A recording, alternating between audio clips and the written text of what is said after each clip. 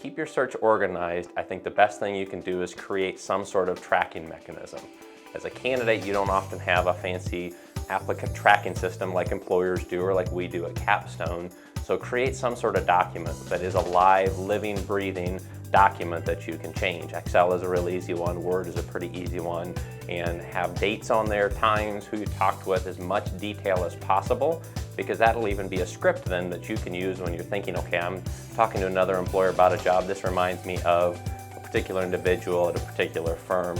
You'll be able to utilize some of that as leverage in your interview process, because it's just like doing homework for a test. The more you've looked at it, you know what that is, you are excited about it, you are engaged with it. I can't tell you how many times candidates will call us and say, oh, you represent ABC company?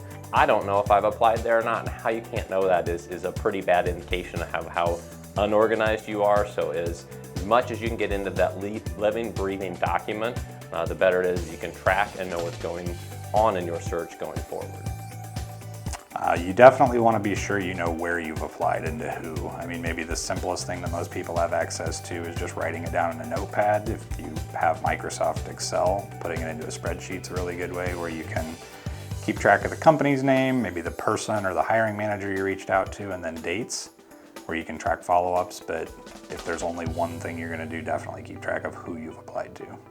Yeah, you'll want to use a spreadsheet and just keep track of which recruiter you are working with for each role. So if you're working with me and I've sent your resume to multiple clients, keep track of which clients I've sent your resume to, what the job title is, and a link to each job description.